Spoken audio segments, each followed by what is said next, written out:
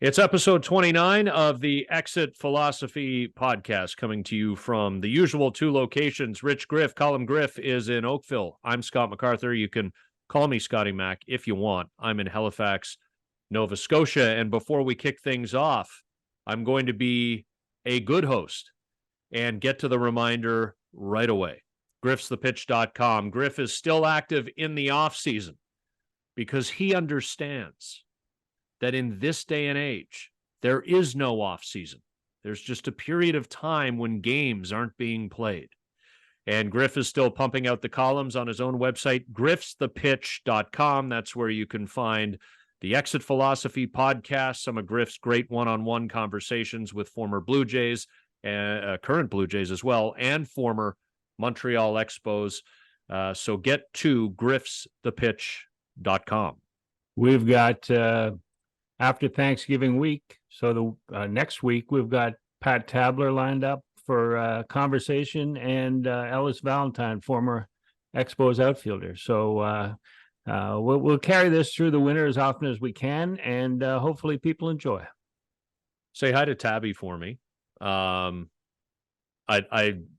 get him to talk a little bit as much as you can about the year that was for him. I think he was doing some Cleveland studio work on Guardians broadcasts, and Tabby was always a fun guy to hang around the ballpark with. Griff, I mean, he's one of those guys that I'd always sidle up to around the batting cage, but there really was nothing better than seeing Buck and Tabby alone at a table in the media meal room before a game, and just walking up with my tray and being like, mind if I sit? And then I'd stuff my face, which really was my only goal, with a plate of food in front of my face, and listen to the two of them talk baseball and old stories and their thoughts on things, that were going on at the time. So Tabby's a great guy. When I was at the Star, and I recall specifically at Yankee Stadium, the broadcast booth is right next to the press box. So I saw them alone in there, and I went in and sat down, and we just chatted. It was pregame, and they were ripping into, I forget who it was. They just ripping him for something that had happened or what he did. It might have been Stroman, because at the time it was very popular. And then he was pitching that day. So I'm listening to the game on TV, and you would never know what we had been talking about, because it was all so, and together they were sometimes redundant, but for me they were always entertaining and totally baseball, 100% baseball. Yeah, and love the team, right? I mean, well, Buck's a Blue Jay through and through. He goes back so long with the organization, and Tabby was a part of the trenches, the 92 World Series championship team, and carried that through to a decades-long career broadcasting for the Blue Jays, which sadly came to an end in 2022. But yeah, great stories, and not shy. I'm with you on that. Like, sometimes I would sit with them, not just because I enjoyed their company, but because they weren't shy of opinion about the state of something, whether it was the Toronto Blue Jays, whether it was the game in general, what have you. It was always entertaining. Yeah, and one thing people don't realize, but I was witness to firsthand, was the transition of Buck Martinez from analyst to play-by-play, and how much work he put into that spring training where he was making the transition. He was there every day. He was talking into his tape recorder. He was talking to his analysts to make sure that they were on the same page. That they would know what each other was doing. I think Tabby was one of them at the time. And the work that he put in, he's like 100% professional at whatever he does. Not the best manager ever, but 100% effort was put into that as well. So looking forward to that conversation. You'll be with Pat Tabler and Ellis Valentine. You can say hi to Ellis for me as well, Griff, but he would probably say, "Who the hell's that guy?" Like, he still loves Canada and Montreal, and that's part of what I want to talk about with him is why so many players that pass through Montreal still have a soft spot in their heart for the city and for the organization. So it's something worth talking about. It'll be the week after that we talk to Tabby. Griff, if you don't like the city of Montreal, you're an idiot. who who's ever been to Montreal and spent a couple of nights in downtown Montreal and said, you know what? Once is enough. I'm never coming back. Montreal's an awesome town. It's like all the NBA players. I mean, they don't necessarily want to play for the Raptors, but Toronto is always one of their favorite road stops, right? Yeah. In Montreal, I just remember it was the late 70s when I started traveling regularly, all 162 games. But it was the St. Louis Cardinals, Whitey Herzog, decided that he wasn't, no matter where the team was the night before coming to Montreal, he was not coming in that night because his players would go out. They'd be out till 4 a.m. There'd be a game the next night, and his players wouldn't be ready to play at Olympic Stadium, and they'd always lose that first game. So Whitey, if it was in Cincinnati or if it was in wherever, they would stay there overnight, and the players were pissed. It was a Gary Templeton rule. Gary Templeton was the shortstop who eventually was traded for Ozzie Smith. Right. But he was because the hotel they stayed at was like a half a block from Chez Paris. So that was where they ended up. But where they were before that was probably the major issue.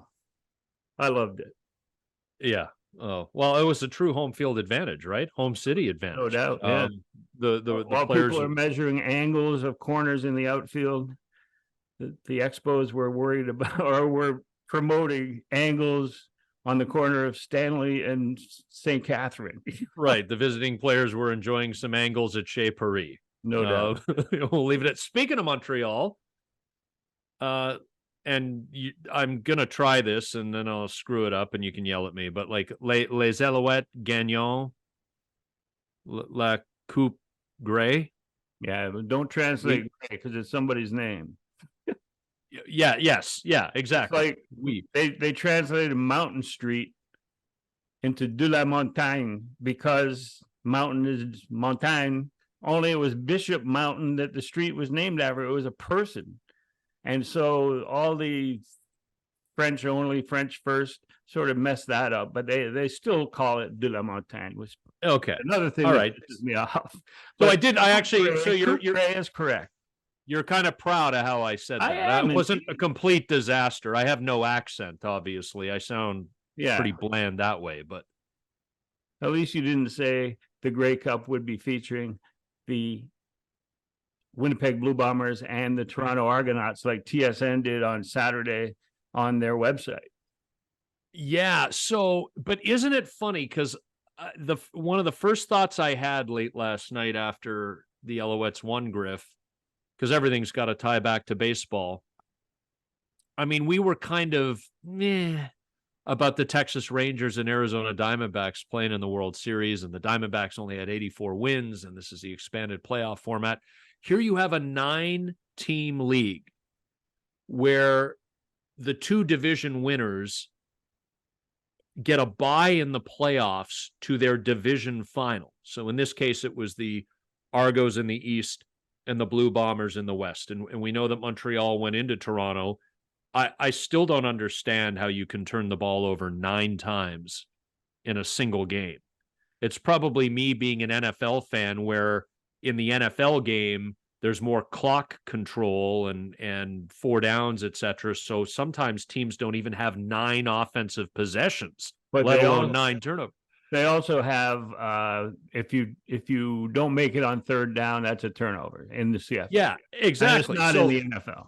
Right. So, but I mean, Montreal goes into Toronto and stuffs the Argos, and then Winnipeg's the favorite because they get it done in the Western Final.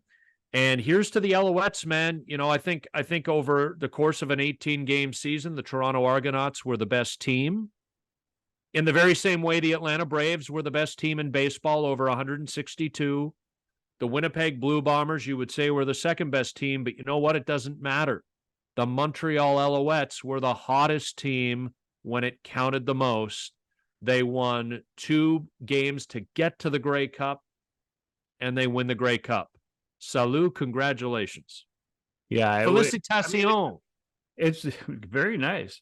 It's the same, and relating it back to baseball, and you mentioned the Braves, but the Dodgers, the Orioles, so many higher seeds got knocked out. The Phillies by Arizona.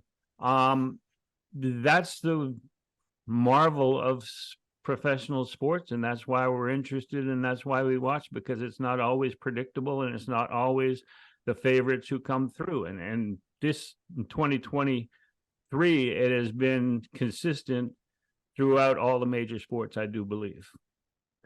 Couple of topics that we want to touch on. There's a big time anniversary coming up that you remember, that I don't, but I wanted to send a shout out and love to the Travis family, Devin Travis, who, Griff, I mean, you covered the Blue Jays a lot longer than I did, but in my time covering the Blue Jays, I can't, off the top of my head, think of a nicer dude and a more genuine guy than Devin Travis.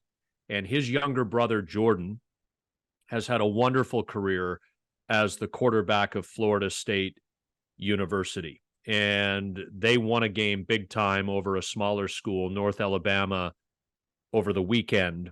But very sadly, in that game, Jordan suffered a horrific ankle injury. It was one of those, as you said off the air before we started, Moises Alou types. I was thinking more recently of Dak Prescott, even Trey Lance with the 49ers, although Lance's, as bad as it was, it didn't quite look as bad as Dak Prescott's in 2020 with Dallas.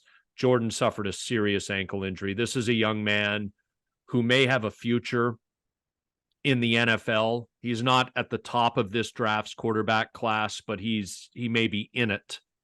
And if he's anything like his older brother, Devin, he's a terrific kid. I mean, I've never met him.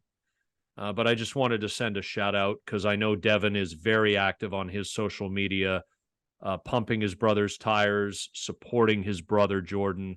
So this has got to be a tough time, not just for Jordan, who has already undergone the surgery and given a thumbs up saying it went well, but for the family as well.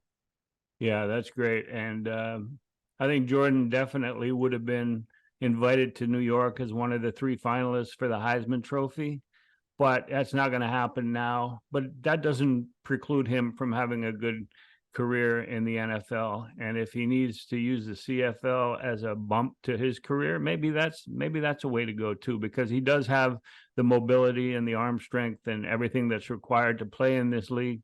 And sometimes if you're coming off a horrific injury like that, the NFL doesn't believe right away. And we've seen that. So I look forward to seeing him playing pro football in the future and being healthy. It's late morning where you are, early afternoon where I am on Monday, November the 20th. Just want to date stamp this. Coming up on Wednesday is the 60th anniversary of the assassination of JFK. So I'm going to hand the floor to you here, Griff, because I was minus 15 and a half years old when this happened. I wasn't a glint in anybody's eye. At that point, you were a very young boy in school. What do you remember of that day? Well, I just remember how much it affects me to this day, and the fact that the president of the United States was shot and killed in Dallas, November 22nd, 1963. I remember I was 9 years old. They had put me in grade 6 when I'd only been in Canada for 7 months coming from Jamaica. And the education system was, the equivalency was that they put a 9-year-old into grade 6 with a patois and not understanding dollars and cents, not understanding very much. But I did know that JFK was a great president and one of my heroes, and remains one of my heroes. And I just didn't know what happened. At 9 years old, it affected me tremendously. It does to this day. I remember in 1961 watching the Cuban Missile Crisis unfold off my backyard on a clear day in Jamaica. We could see Cuba, and I was warned by my mother that this could be the end of the world. Only JFK can save us. And It happened. And despite the foibles and weaknesses that JFK had, he's still one of my 5 favorite men of all time. And so I'll be honoring it on Wednesday. What do you remember of that day? Because my parents, my dad would have been 13, my mom 12, living in different parts of Canada. They obviously hadn't met yet, but they remember the school day coming to a halt. And I guess the best comparison for my generation would be September the 11th. And I remember our college classes at Algonquin College in Ottawa continued that day. And then I remember going to work at what was then the Chum owned radio stations in the Byward Market of Ottawa, and what was then the Team 1200 sports station, picking up the simulcast of the news station across the hall, 580 CFRA. So there was really no, obviously, sports to talk about that day. There would have been no reason, no point. It wouldn't have been right. But I mean, even in Montreal, even in Canada, you as a little guy, kids were being removed from school that day, right? Yeah, we went back to class after lunch, and then at 1 o'clock or thereabouts, we were called back into the gymnasium, and they announced to us, the whole school, that the president had been shot. We were going to be sent home on the buses, which in hindsight, as you point out, like, this is a different country. That's a sure sign of the respect that he had everywhere. I mean, somebody pointed out that what other president has streets and schools named after them in Europe to this day? And that shows the respect that he had around the world in the days of mourning that took place, the years, in fact. And yeah, so we were sent home, and we watched Walter Cronkite for 3 days until Jack Ruby shot Lee Harvey Oswald. And then that didn't end it. And I've been an avid reader of all the conspiracy books. I never believed that was a situation of one shooter, of Lee Harvey Oswald. I went to Dealey Plaza. We opened the season in Texas in 2010 or 2011. Went with Jordan Bastian, who was with MLB.com, and John Lott to Dealey Plaza. And there was some guy giving us a tour. He said he was a kid when it happened. And he pointed to where he was standing across the street. And every time he would open his mouth, I would correct him. I knew more about it than he did. And yeah, okay. John Lott was very impressed. We went up to the 6th floor museum. And later on, John had put together, he's an avid photographer, a professional photographer, one of the best.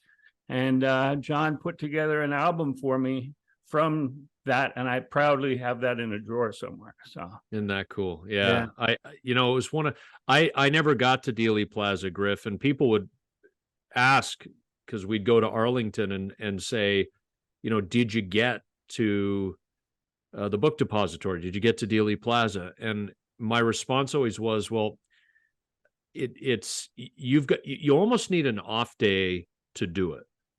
Because if you do it on a game day, you've really got to wake up early in the morning. Arlington into Dallas has got to be 20 to 30 minutes by cab, and then obviously it would be the same amount as long as there's no traffic coming back. And we're usually at the stadium mid-afternoon. Like, it's not like we show up 5 minutes before first pitch to do our jobs. So it just never fit.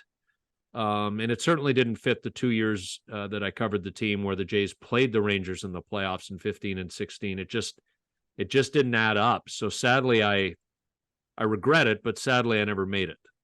In the just a coincidence, but in 1980 winter meetings, I think it was 1980, I was going to dinner with I was with the Expos, going to dinner with some media members and my future wife Debbie, and we were in a cab, and we passed Dealey Plaza, and then got about 3 blocks away, and they were playing Beatles tunes on their cab radio. And the guy said, John Lennon has just been shot and killed. Cool. So yeah. Like, Dallas to me has a couple of not very happy memories. Right. Except I was going to dinner with Debbie. So yeah. And yeah. So I guess you raised a toast. Did you raise a toast to John Lennon? Absolutely. Tonight? Yep. Yeah. I'll always, we're digressing way off now, and I promise this will be it, but because you brought John Lennon up, I will always know the date of Chris Farley's death. December the 18th, 1997, because our winter formal as seniors in high school was held at the Holiday Inn off Trafalgar Road there in Oakville. You know it if you've driven on the QEW, on the south side of the QEW there at Trafalgar Road, the Holiday Inn. We had our winter formal, and Chris Farley, we had found out, had died that afternoon. And I remember the entire room. I mean, there had to have been 150 of us or whatever our graduating class was. The entire room raised a glass to Chris Farley. You know, things you remember, right? Absolutely. The celebrities who mean something to us. All right, let's get into a little baseball talk. It's been an eventful week on a couple of fronts, not necessarily regarding the Blue Jays, but there are possibilities of ramifications across the league with certain things. Some regional sports networks. We know that RSNs are clinging to life. Might be the best way and the most diplomatic way to put it in some markets. We know that some already cratered in the middle of last season. The San Diego Padres, the Arizona Diamondbacks, and the league actually ended up producing their broadcasts for the remainder of the season after that happened. Peter Seidler, very sadly passed away. The principal owner of the San Diego Padres had been ill for some time. He passed away at the age of 63 last week. Interesting baseball connection there. You want to talk about a lifer. His grandfather, Walter O'Malley, was the owner of the Dodgers for a long time and was, in fact, the man who moved the Dodgers from Brooklyn out west to Los Angeles, who brought Major League Baseball. The Giants moved the same year from New York to San Francisco, 1958, but who brought the sport that far west. It had really been St. Louis was the westernmost point. Yeah. Right? They could travel by train everywhere. Right. Until then. So a history there. And you know, where do the Padres go now that Peter Seidler has passed away and their regional sports network has collapsed? Like, Seidler made a point of trying to spend like a big market owner, even though San Diego is in the shadow of Los Angeles, a couple of hours to its north. And so we'll get into some of that conversation, but it all sort of spins into the possibilities of teams here being vulnerable, Griff, and not necessarily being able to retain some of their top talent. And you've got a name, this is unrelated specifically to the RSNs, but you've got a name that you've honed in on as a possibility for the Blue Jays because his current team, the Milwaukee Brewers, non-tendered him. He will be injured for all, we expect, of the 2024 season. And Milwaukee's a team that's going through a transition of its own that may begin to behave again like a true small market club. Yeah, Brandon Woodruff, to me, is a guy that the Blue Jays should consider in terms of a Chad Green type deal, even though it would be a much bigger deal. It's a guy that's going to be rehabbing for most or all of 2024. But if you can guarantee him at least a year with maybe options moving forward beyond that, he'd be a free agent in terms of his service time at the end of 24. But he won't have pitched in 2024 unless it's late in the season a la Chad Green. But Brandon Woodruff is a guy that in this environment, you may be able to get on an imaginative deal, and we can talk about that. But in terms of the clubs that have broadcast revenue problems coming up, now is the time to strike for the Blue Jays on a deal with a guy like Brandon Woodruff. I remember Chris Carpenter and how they let Chris Carpenter go in 2003 after he got injured in 2002. He was going to miss the entire 03 season. So JP Ricciardi just non-tendered or released him, and he was signed to a similar, what we're talking about, type deal with the Cardinals, where they allowed him to rehab in 2003. He came back and had a very good 2004, won the Cy Young in 2005, and had 18 career postseason starts by the time he was done, including a big win over Roy Halladay when Halladay had moved on to the Phillies. So it's that type of a deal. It's that type of optimism and belief in the talent and ability of medicine and a player to rebound from a significant injury.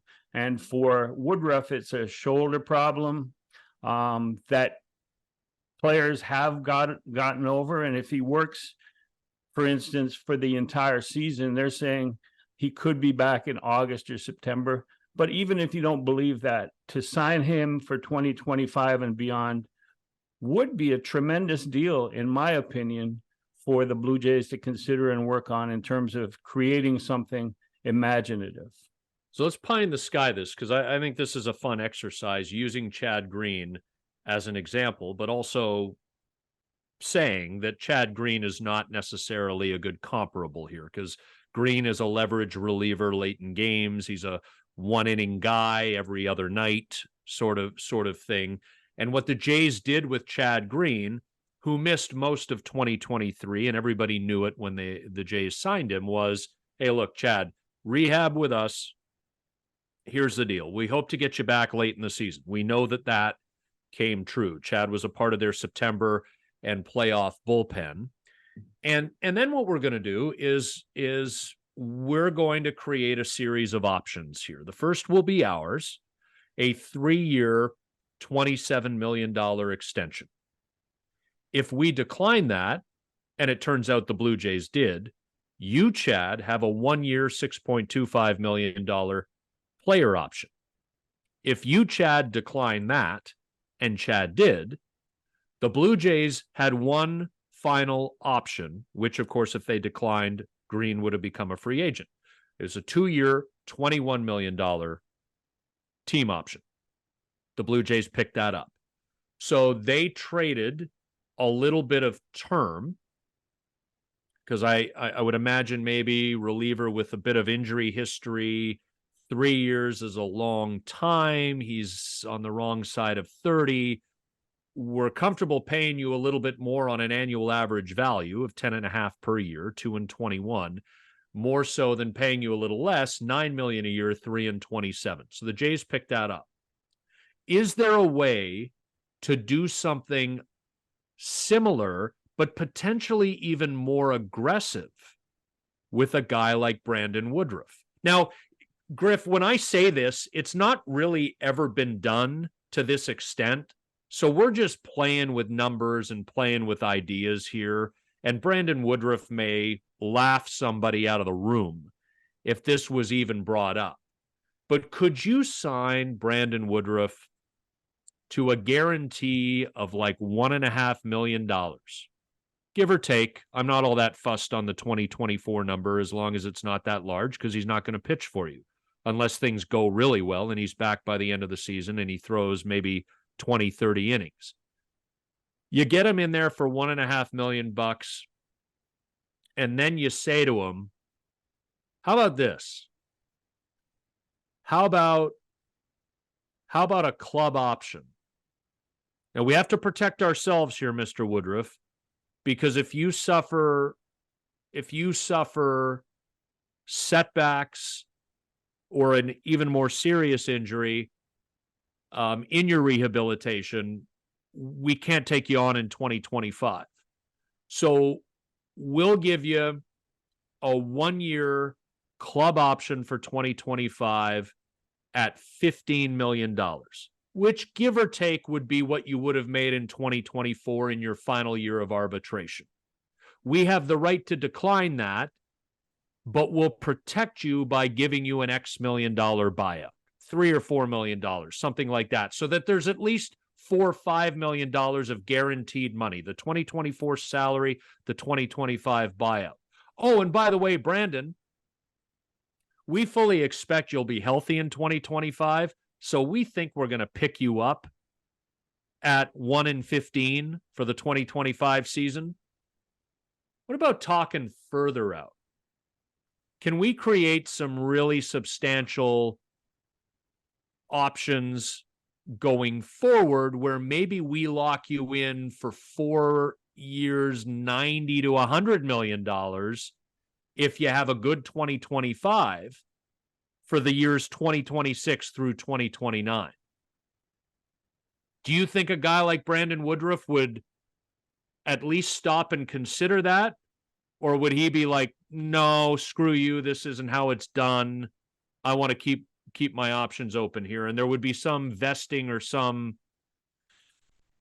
way to kick that in for 2026 through 2029 if it got to that point. Yeah, at 30 years old, he'll be 31 next February, so he'll be rehabbing as a 31-year-old. But I think Brandon Woodruff knows that he's got one significant contract, one big payday left, and so you're talking a 4-year deal. I think that's the term that he'd probably be looking at in terms of guarantees when he proves that he's healthy. Now, I don't think he would take an option for 2025 because there's too much work would have gone into negotiating a contract. So he doesn't want to go through it again if the club turns him down for 20. I think you need a guaranteed 25 with vesting, maybe 150 innings pitched in 2025. So he comes back healthy in 2025. It's a guaranteed contract, not a club option.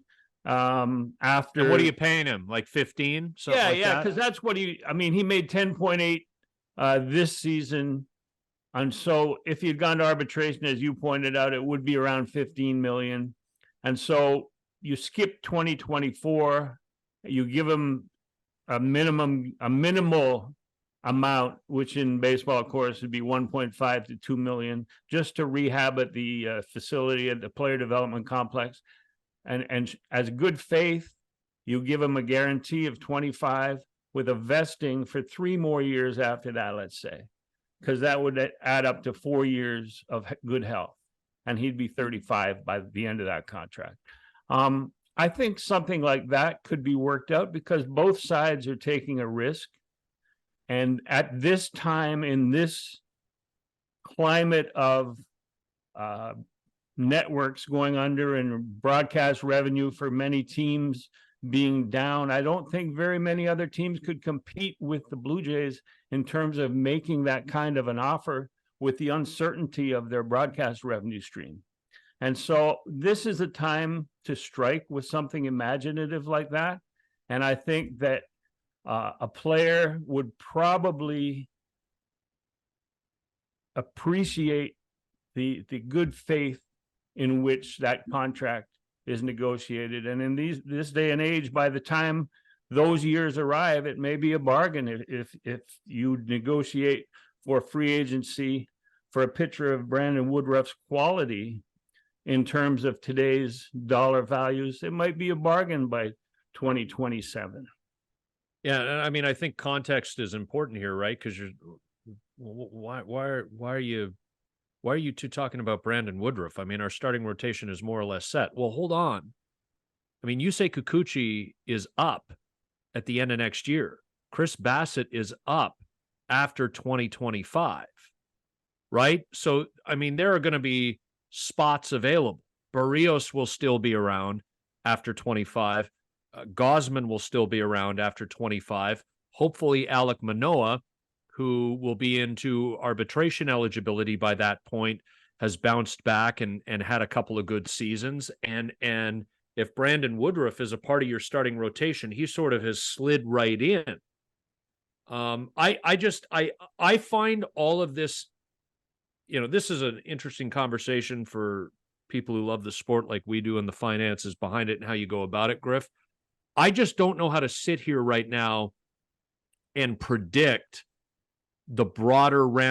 accurately predict the broader ramifications of some of these RSNs collapsing and what that's going to do, and so I think I think what it does do is create a little bit of uncertainty with other teams' ownerships and GMs in terms of how far they can go in negotiating. I think it may turn out fine. There may be replacements. I hope MLB isn't supporting other teams' broadcasts with money that they get from the central fund or whatever. But the Blue Jays have the advantage of certainty.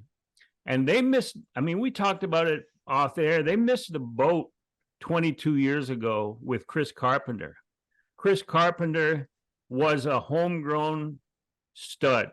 And he was ready to come into his own in 2001, 2002. And JP Ricciardi was in his first season as GM in 2002. Buck Martinez was managing. Chris Carpenter was going to be the opening day starter, and they were opening at Fenway. He's a New Hampshire kid, played hockey in high school. And so he wanted badly to pitch that opening day at Fenway Park in 02. Only thing is, he was hurt. And at spring training, he was nursing a sore shoulder, which would eventually cut his 02 season short, and he would need surgery. Had 3 tacks put into his labrum. But JP Ricciardi was so pissed off at Chris Carpenter for not telling him about the injury because he wanted to pitch the opening day at Fenway Park, that at the end of the season, he non-tendered him for 03, said, screw you, get out of here, you're done.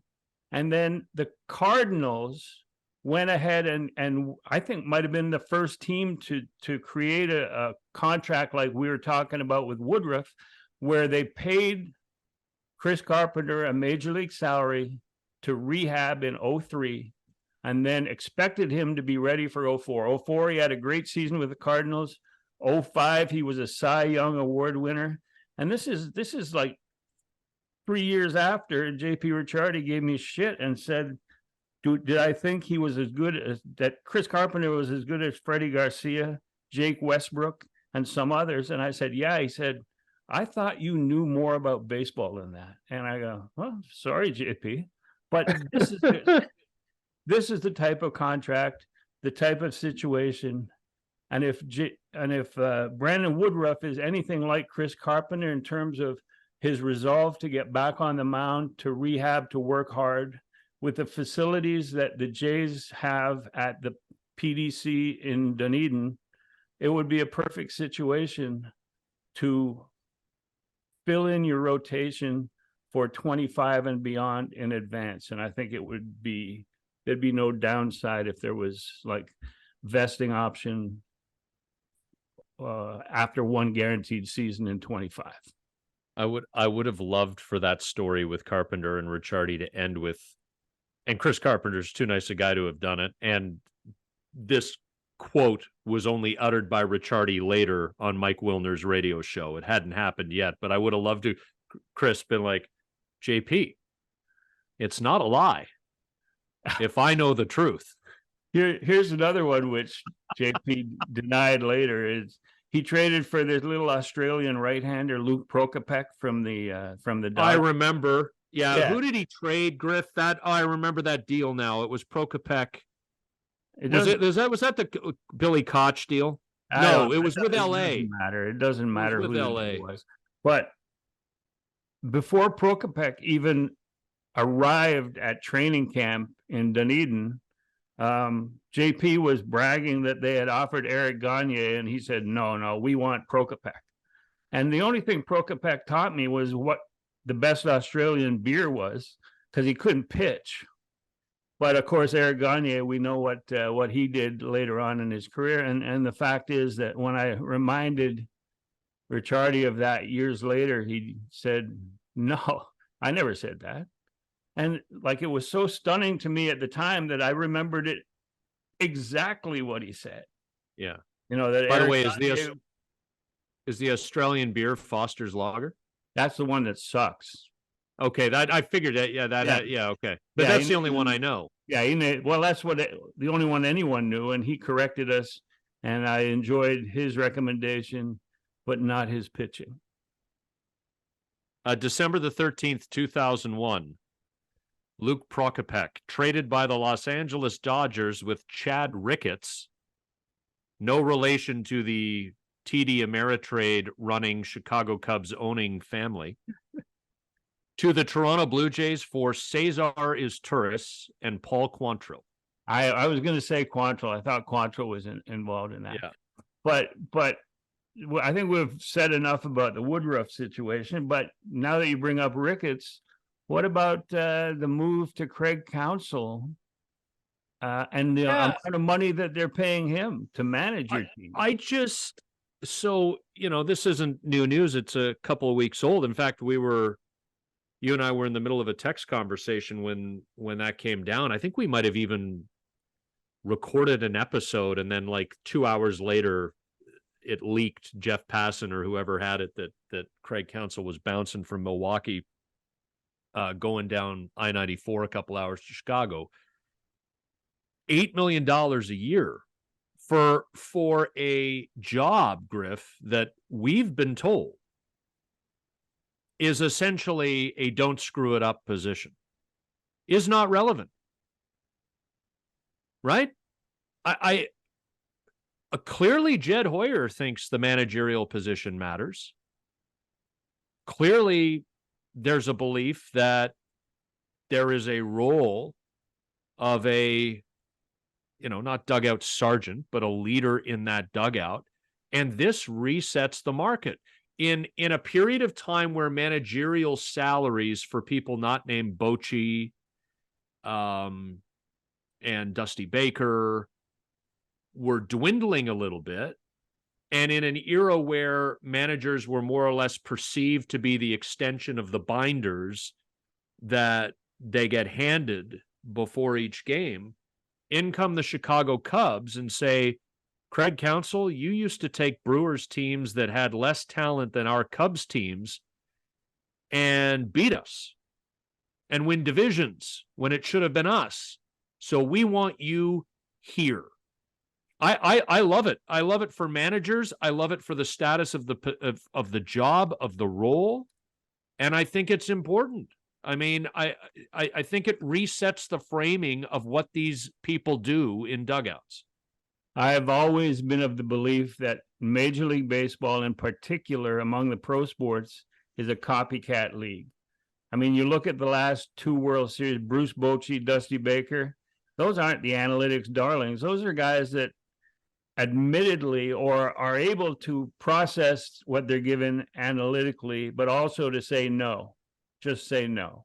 And that's the hybrid that Craig Counsell embodies and that the Cubs see. It's a copycat. First time I realized baseball was a copycat league was after the '88 World Series, when Kirk Gibson hit the home run for the Dodgers in Game 1 on one leg.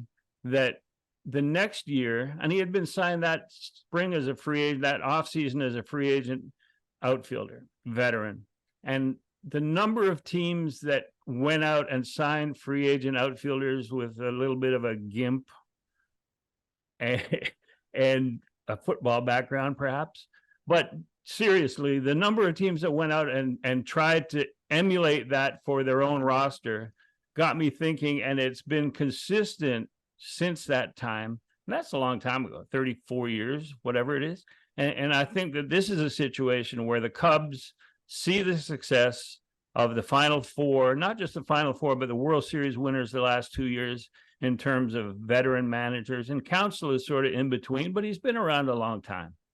And now he has ratcheted up the salaries of major league managers everywhere. And I'm sure there's a bunch of guys smiling right now. And you mentioned that as a fact. Well, there was an article in The Athletic, and there was an anonymous manager quoted. I'm paraphrasing, but he essentially said, I feel terrible for Rossi, David Ross, who was fired kind of in the Rick Renteria way. I mean, it's not like the Cubs haven't done this before. They did it to Rick Renteria after he had only been there for one season in 2014 because Joe Maddon became a free agent in 2015. I think that was tied to Andrew Friedman leaving the Rays to go run the Dodgers or something. And there was an out in Maddon's contract if Friedman ever left. And the Cubs went in, snatched him, won a seventh game of a World Series 2 years later in spite of him, not because of him. And had nothing to do with the giraffes and the penguins that he used to bring into the clubhouse.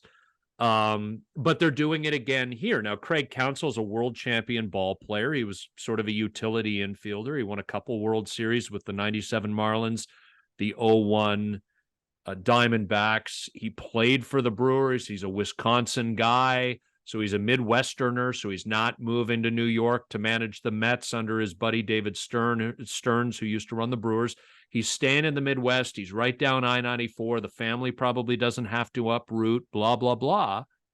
And it's just it's a good setup. And I think it's an announcement from the Cubs perspective, and forget how I feel about this personally, Griff, but it's an announcement from the Cubs perspective that they intend to be back. So if that's the case, and we believe it is, the Yankees aren't going to settle for what they just experienced for very long. The Cubs have gone through this rebuild post Theo Epstein under his Lieutenant Jed Hoyer. They're coming back into the fray. The Dodgers are the Dodgers. Like, the big city teams are going to be spending and expecting to win. And I think the Blue Jays can slide right in there and generally be a part of that, because the one thought I have with these RSNs, not being a business mind, I'm not going to sit here and project things I can't possibly A, predict, and B, wouldn't pretend to know enough about. But I do think, the Cincinnati Reds better have some near-term success, because Ellie De La Cruz is going to be pretty unaffordable in 4 or 5 years. The Pittsburgh Pirates, what's going to happen with the San Diego Padres now that their owner just passed away and their regional sports network collapsed over the summer? Like, there could again be a larger disparity between the handful of haves and an increase in the number and the width of the disparity of the have-nots. And just to finish up with the managers and the managerial situation, we're not saying that you have to be a veteran manager to have success. I mean, there's room for guys like John Schneider. There's room for young guys coming in. I mean, the Mets, you can see they're planning on rebuilding because they hired a bench coach that has never managed before. I mean, that sounds familiar. But we're not saying that there's not room for those managers, because you don't get to be a Craig Counsell unless you have had your first 3 years as a manager, and then you build off of that. So, there's still hope for a guy like John Schneider.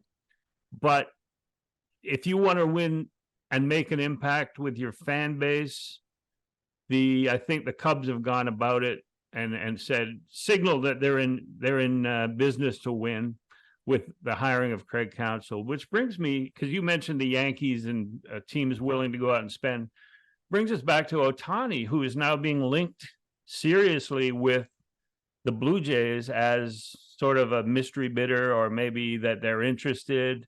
What's your thought on, like, the Yankees, of course, can't do that because they've got so much money locked up already in their DH. So they can't get rid of their DH, and they can't then bring Ohtani in, who can't pitch for another year, to be that DH. So what do you see in the Ohtani situation? I mean, perfect world. He's a Blue Jay, Griff. Like, perfect world. I don't know if you've looked around lately. You really only need to spend 15, 20 seconds on X to realize the world's anything but perfect. You may want to flip on one of those zany and crazy talk news TV stations, see the world's not in very good shape. We're not in a perfect world. I don't think it's likely at all that Shohei Ohtani's a Blue Jay. And I would just caution the fan base, because we do get caught up in this stuff. Do you remember the sadness and despair of, I want to say it was 11 years ago, although Alex Anthopoulos swung the Mets and Marlins deal, Marlins then Mets deals in. I don't know if that was directly on the heels, you might remember better, if it was directly on the heels of Yu Darvish choosing the Texas Rangers, or if that was an offseason later. But whenever Darvish started with Texas. But we had it in our minds. People were convinced. I was hosting an evening radio show with Jim Taddy at the time, and we had people calling in. Like, people were pissed that Yu Darvish wasn't a Toronto Blue Jay. And the posting system was different at the time, and the largest bidder won. It wasn't that you posted and the player could pick, and then you'd post and do the deal, and then you'd sign the contract. You had to have the highest sort of blind bid, and the Jays didn't come anywhere close, and people were livid. And I remember turning to Tapman, Jim Taddy, in a commercial break. I'm like, this guy was never coming here. Like, but the expectation had been created. So I just want to caution people about, getting be pleasantly surprised if it happens. But I just don't think the Blue Jays are a contender for Ohtani's services. In terms of expectations of the fans and how dangerous that can be when they get disappointed in something like that, I agree 100%. And I was reading in Steve Simmons' column in the Sun on Sunday that the fact that the Blue Jays were being linked with Ohtani and being serious about it. So there's like 6 or 7 teams now being listed, and the Blue Jays are on the list of Ohtani suitors. But because of the Yu Darvish situation and the disappointment of the fans, and it's not just that situation that's an example, but why? And Steve Simmons says that it's being promoted from within the Blue Jays to show the fan base that they're trying. And he says specifically Mark Shapiro knows enough people that he's spreading this information. I think that that's the wrong way to look at it. And there's no club that I know that has done such a thing. I think it's more an agency seeing a team that does not like to confirm or deny and adding them to the list, very quietly adding them to the list of potential suitors, knowing that there's not going to be a denial issued from the club. And in a way, it does work for the club as well. But I think our good friend Alex Anthopoulos always said that he didn't want to confirm or deny any rumor. You could say whatever. And Prince Fielder was a perfect example with Scott Boras. When Prince Fielder was a free agent, there was a mystery team hovering, and that was expected that it was the Blue Jays, even though it was bullshit. There was no Blue Jays interest in Prince Fielder at that time. And Anthopoulos would not deny it or confirm it because he felt like once you do that, then the next rumor, once you say I can't confirm or deny, then that becomes the truth. We finally found one that is true, because Alex didn't like to lie to anybody, so he just didn't say anything, which is admirable in my way of thinking. But the point being here that the Blue Jays are not the ones saying that they are interested in Ohtani. I think it's Ohtani's group, media, and maybe others that we don't know about that are saying that that's the case. So let me flip this one on its head. Hypothetical for the hell of it. Do you sign Ohtani tomorrow if you can, understanding that doing so would price you out of retaining one of, maybe both, but for the sake of this hypothetical discussion, one of Vlad or Bo in a couple of years? No, I do not sign Ohtani under any circumstance, because the $40 million to $50 million you'd be spending on one player who's your DH who can't pitch, may never pitch, but likely will pitch again. But that money, say closer to $50 million, you can use that money to get 3 players that can help win now and into the future. And you don't have to worry about one injury putting you behind the financial 8 ball. So would I do that? No. Did you know that on the Blue Jays' current 38-man roster, only 4 players are younger than Vlad? And yet everybody continues to rip Vlad for his underperformance when there's only 4 players younger than him, and none of them have been in the major leagues yet. Yeah. Okay. So you've gone on 2 tracks, and I'll address them both. They're both the high road and the low road. Perfectly plausible tracks, but I'll take, and I have to be careful because usually when I'm talking about the first thing in this day and age, I forget what the second point was. So don't lose your point about ripping Vlad. The thing with Ohtani is, my answer is the same as yours. No. And it's because it's the second Tommy John. Now, I know TJ has improved through the years, but I have a hang up still. I'm not sure it has, because the guy with the most wins post Tommy John surgery is still Tommy John. So how much could it have been? Yeah. No, but I'm talking about, though, when you have it done a second time. Oh, okay. Like there's a ticking time bomb element in the back of my mind. And it isn't that Shohei Ohtani couldn't go on and have 10 great years as a designated hitter.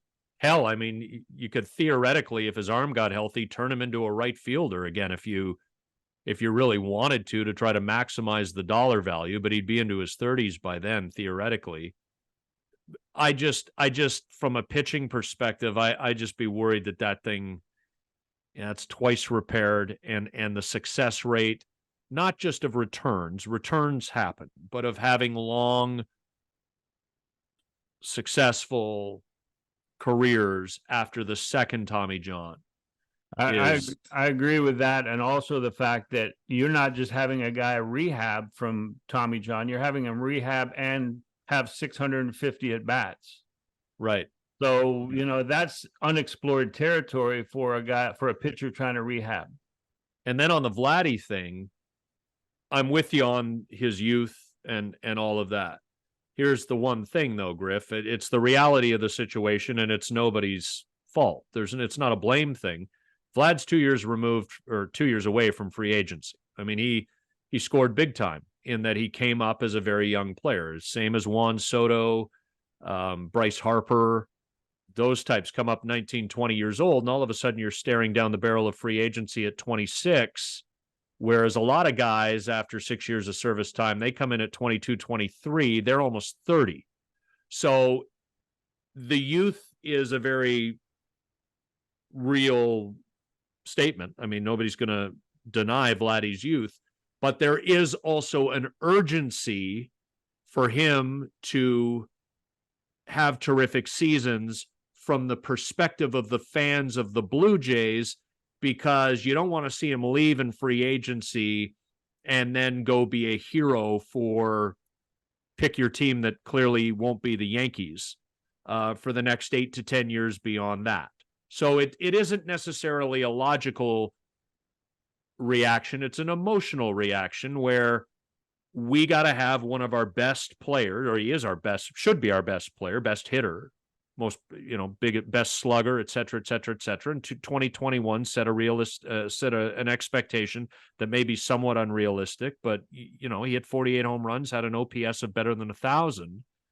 It's like, we need him to do that now because he's a free agent in a couple of years. So that's, I think, the logic of it. It's the urgency of this era eroding with no playoff wins. I think that's where people's heads are at. Yeah, I think Bo Bichette has definitely moved ahead of Vlad on the, if you would sign one, priority list, because Bo's defense has improved so much. He's a year older at 25, so they're both still very young men. But in terms of who would you sign, it used to be I would put Vlad ahead of Bo, but now Bo's ahead of Vlad. But in terms of what I would do as a front office with the Blue Jays, I would try and sign them both. Like, if not this off season, then sometime during the season, because I don't want to wait until the eve of their free agent season. So. Yeah, what do you like? What would you sign Vladdy to today that he would agree to? Well, you can't sell me on 10 and 350 right now. And there's no urgency for Vlad, so he can wait until all the broadcast money and revenues is settled and teams know where they are. He doesn't need to rush in and go compare what another team might offer or what he's worth, because there's no hurry for him to do it. It would be nice for the team to have it settled. It would be nice for the fan base to know that these two guys would be here. But I would say that you would have to give him 10 and 300. Yeah. Yeah, I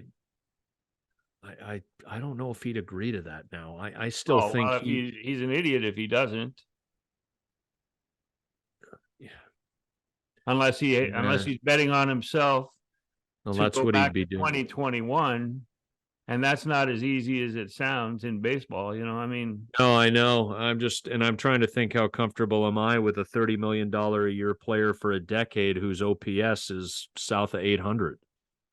I mean, you're betting on him coming close to those previous numbers that he posted as a 21-year-old. Yeah, he doesn't have to be a 48 home 22-year-old. run a year hitter Yeah. every year. Yeah. And 1,000 OPS is really special. That's not. But you need. I know salaries are going up, but you need a 900 OPS. Well, he's got a new 30. offensive coordinator, so he might respond to that. God, I want Don Mattingly wearing a headset. I want him to look like an NFL coach. I want to really... see 3 coaches holding up those big cardboard signs that signals like they do on the slider. Slide. It counts 1-1. He throws a fastball 72% of the time. In this count, fastball. Or one's a Wile E. Coyote, one's a road runner, and one's foghorn leghorn, and you're supposed to know which is which. I'd love to just like make these signs really complicated, almost shrink the font because so much is written on it. You're dropping your back elbow, and if you can't read that, maybe it's your vision. Let's go get your eyes checked.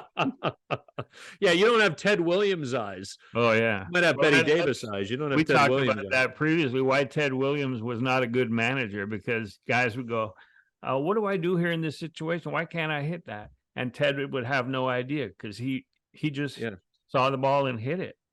I read in one of the books, I think it was the 1941 or whatever it was, that Ted Williams would drive his teammates to Fenway Park and never use the brakes. He would not touch the brakes. And his teammates would be going, "Ted," and he would just slow down at the right time, pull out, pass people. And his vision and his instincts were just so good that he never had to use the brakes. Are you bullshitting? No, I am not. Wow. Okay. Yeah. I mean, imagine. Well, just if think, I don't do that, Debbie's ready to divorce me, Just think. I mean, he never had to tap the brakes on the drive to the stadium. And it took Rowdy Tellez coming to Fenway Park a few years back and hitting the longest home run in the history of the stadium to usurp Ted Williams, which they denied. Didn't they change? Of course they did. The length of it. Oh, but that reminds me of Olympic Stadium, where, and I've told this story before, where Willie Stargell hit the longest home run ever, and it was in the yellow deck, in the yellow seats in the middle deck. Yeah. And so we measured that off. And then Darryl Strawberry, with the field moved back a little bit, hit the technical ring in fair territory. And everybody was saying that's got to be longer. And I put it like 3 feet shorter because I didn't like Darryl. And it was my call. You didn't like Darryl, eh? Well, I like Willie more than I like Darryl. Okay, well, that's fair. I didn't want Willie's longest home run to be usurped. And so I told people that I had brought in a McGill engineering team to study the distances, which is bullshit.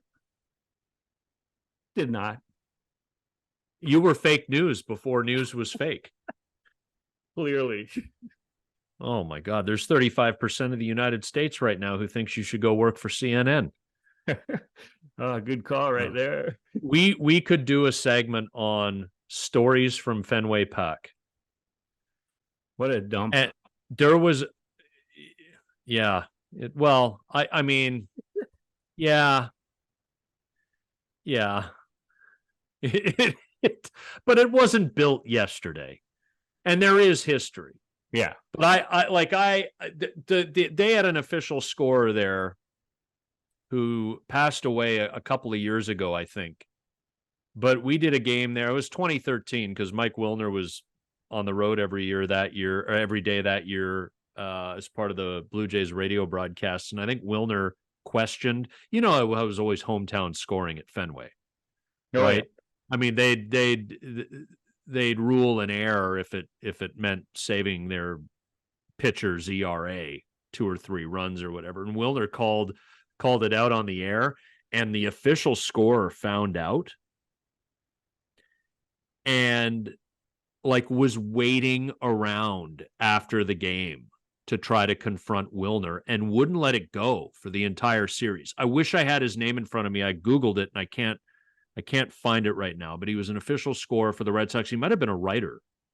Yeah. You would know, you could probably picture him, had a mustache and all this. Yeah. And then No, I can. Yeah, he covered a lot of local sports, college football, whatever, but he was an official scorer, and he did some Red Sox coverage. Like, don't mess with them. No. Don't say Rowdy Tellez hit the longest home run in the history of Fenway Park. Don't question an official scorer's call on a radio broadcast. Just don't. It ain't gonna work for you.